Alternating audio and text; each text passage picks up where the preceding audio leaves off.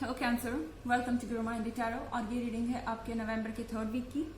चलिए देखते हैं आपके क्या मैसेजेस हैं in the third week of November. Messages for cancer.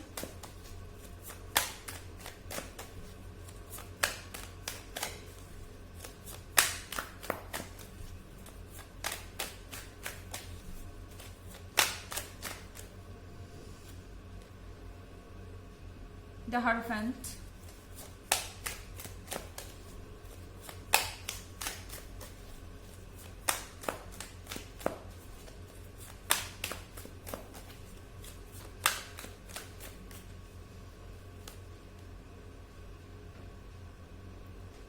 Five of Swords,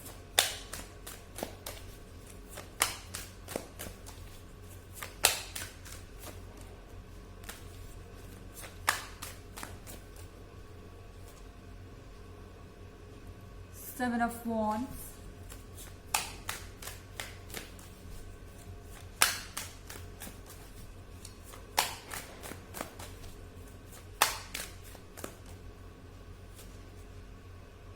The Completed World,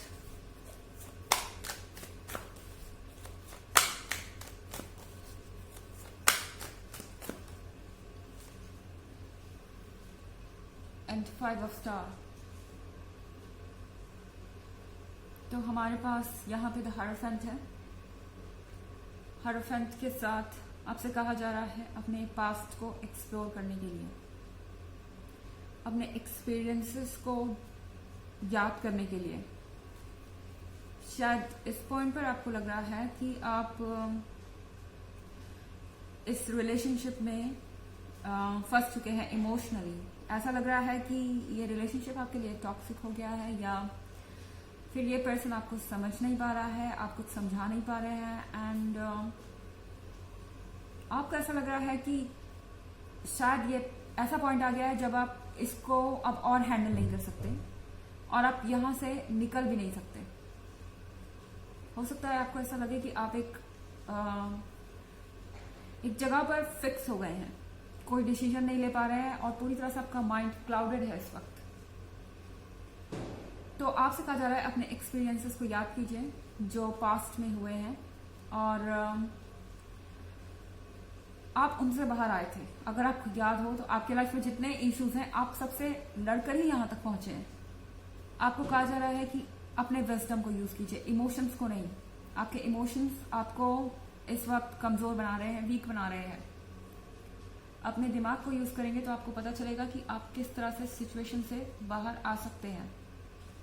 और यहाँ पे सेवन ऑफ वॉन्ड्स है। आपसे कहा जा रहा है कि अपने स्ट्रगल को मत छोड़िए, चाहे जिस भी तरीके का स्ट्रगल हो।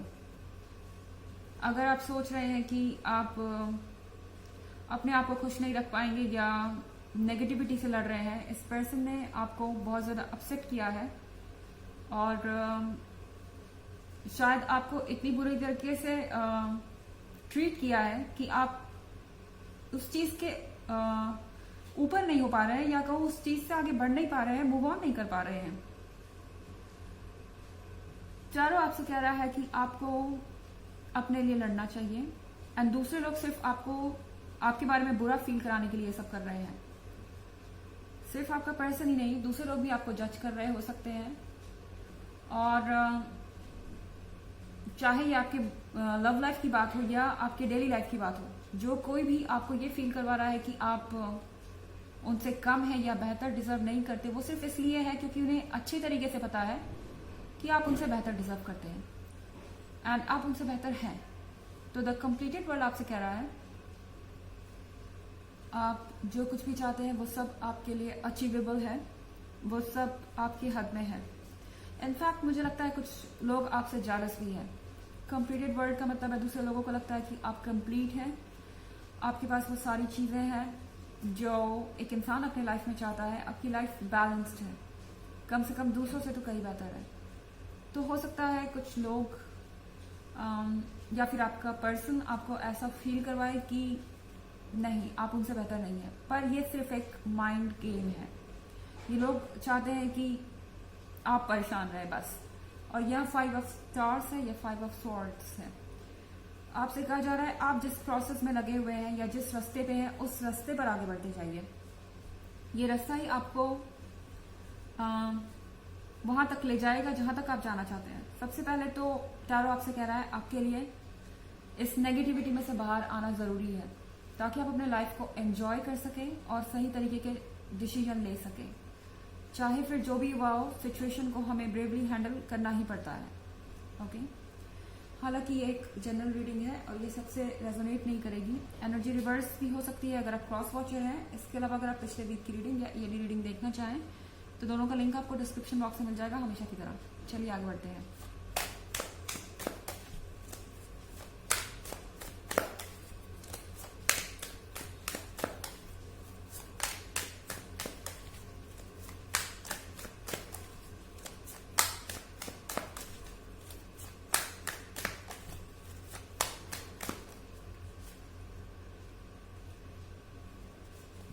Eight of Wands,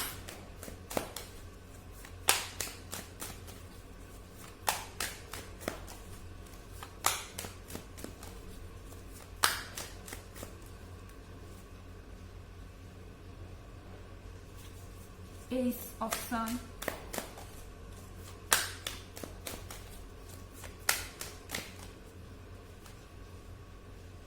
Justice,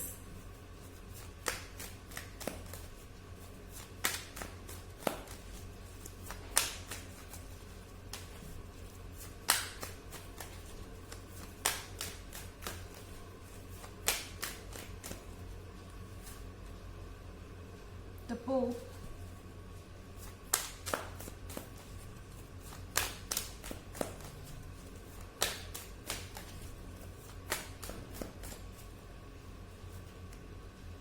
and Three of Cups।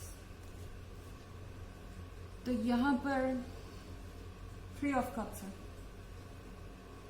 आपको अपने सीक्रेट्स को अपने तक रखना चाहिए। ओके, आपके जो फ्रेंड्स हैं वो अच्छे हैं, आप उनके साथ अच्छा टाइम स्पेंड कर सकते हैं, एंजॉय कर सकते हैं, पर जो भी आपकी वैल्यूएबल इंफॉर्मेशन है या जो सीक्रेट्स हैं वो आपको अपने तक ही रखने चाहिए, क्योंकि हर कोई आपका वेल विशर नहीं है यहाँ पर और हर कोई आपके इस खुशी से खुश नहीं है। यहाँ पे 8 ऑफ वॉन्ड्स है। 8 ऑफ वॉन्ड्स के साथ आप कुछ नया क्रिएट करने वाले हैं, आपके लाइफ में कुछ नया आने वाला है। और अगर आप सिंगल हैं तो 8 ऑफ वॉन्ड्स का मतलब है आप किसी नए पर्सन से मिल सकते हैं। अगर आप रिलेशनशिप में हैं और आपका रिलेशनशिप बहुत ट्रबलसम है या टॉक्सिक हो गया है तो भी आप किसी नए पर्सन से मिलने वाले हैं। अगर आप खुश है तो भी आप किसी नए पर्सन से मिल सकते हैं और मुझे लगता है ये नया पर्सन आपको डिस्ट्रैक्ट कर सकता है। ओके, आप बहुत लंबे समय बाद एक ऐसा अट्रैक्शन फील करेंगे जो आपको लगेगा कि आपको नहीं फील करना चाहिए एक स्ट्रेंजर के लिए, पर शायद ये अपॉर्चुनिटी है। यूनिवर्स आपको ये अपॉर्चुनिटी दे रहा है आपके डार्कनेस में से या नेगेटिविटी में से निकलने का। ओके, और यहाँ पर वक्त है जस्टिस का। हो सकता है कि ये इसलिए हो रहा है, ये नया पर्सन या नई चीजें आपके लाइफ में जो भी हो रही है वो इसलिए हो रही है क्योंकि ये जस्टिस का वक्त है, ये कर्मा मिलने का वक्त है। और आपको भी अपना कर्म मिलेगा और इस पर्सन को भी। आप ऑलरेडी एक्चुअली बहुत ज्यादा सफर कर चुके हैं, इसलिए आपको अब अपने रिवॉर्ड्स मिलेंगे। और एस ऑफ वॉन्ड्स के साथ आपको कई सारे सरप्राइजेस मिल सकते हैं एंड इस पर्सन को भी वो फेस करना होगा जो इन्होंने किया है। नेक्स्ट कार्ड है पोप का।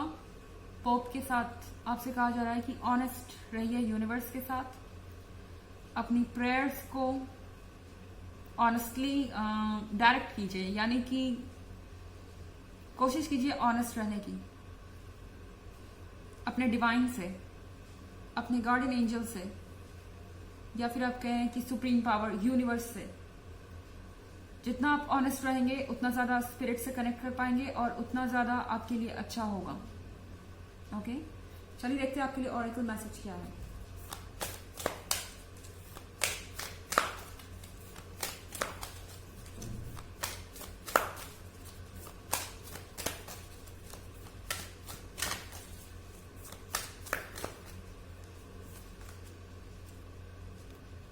Answer the call, what is your soul calling you to do.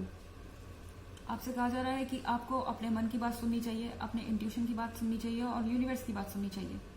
Universe आपसे क्या कहने को कह रहा है और उसी हिसाब से आपको आगे बढ़ना चाहिए। तो ये है रीडिंग नवंबर के 3rd वीक की। आई होप आपको अच्छी लगी होगी। Thanks for watching. Till next video, bye.